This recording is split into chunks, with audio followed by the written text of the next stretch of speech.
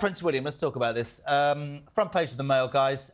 William, too many have died in the Gaza conflict. And I think, Lucy, I think that Rebecca Hudson nailed it earlier when she said he sort of, I think, spoke for what we all probably feel. None of us, well, me, I don't know about anybody else, Rosie, I think, you know, the atrocities of what happened on October the 7th absolutely determined a response. But I think as we all see the increased humanitarian disaster unfold, I'm a little bit sort of, we sit here and we pontificate. Benjamin Netanyahu's not listening to any of us, trust me, not in any way.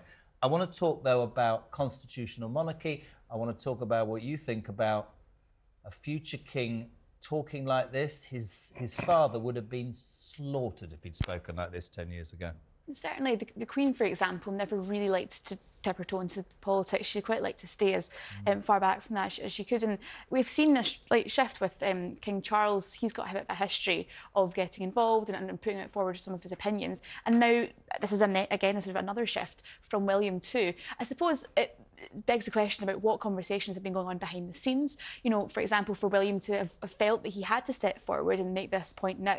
And certainly it does probably, as you were saying, there's a real desperation across the UK and the wider world about what exactly has been going on in Gaza and this impending ground offensive that we're looking at in Rafah.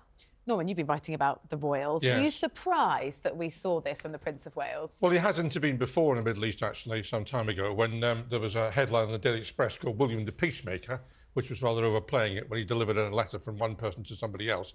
But look, I mean, this is unwise, I think, for the royal family to be involved in these matters. I find myself in agreement with Nigel Farage for about the first time in my life.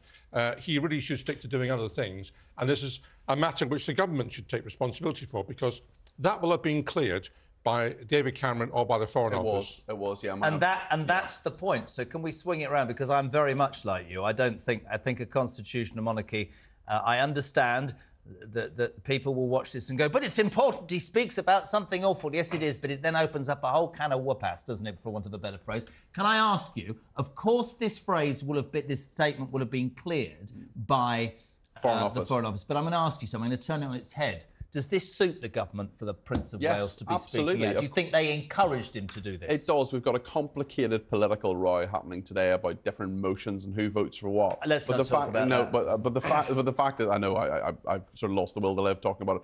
But in terms of Prince William, he's sort of above politics. The monarchy is meant to be neutral. Yeah. He's talking more about the humanitarian aspect of this. The Israelis have reacted as well. This spokesman overnight said Israelis, of course, want to see an end to the fighting as soon as possible, and that will be possible once the 134 hostages are released and once the Hamas terror army, threatening to repeat the October 7th atrocities, is dismantled. We appreciate the Prince of Wales's call for Hamas to free the hostages. We also recall with gratitude a statement in October condemning Hamas's terror attacks. So diplomatically, this has actually worked okay. Yeah. This is fine.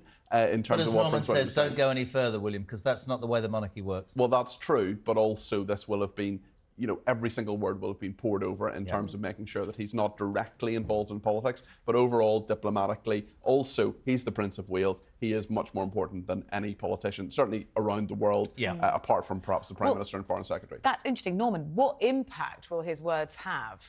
Very little, to be perfectly frank with you. I mean, as Jeremy says, Netanyahu's listened to nobody at all, not even the American president. So he wasn't listening to the Prince of Wales. I'm not sure the words have been so carefully calibrated. He doesn't actually say very much at all, apart from "isn't this all terrible," which we all agree with. So I'm fine with it. It's a pointless statement, to be honest with you. I'm just concerned because I like the kid, right?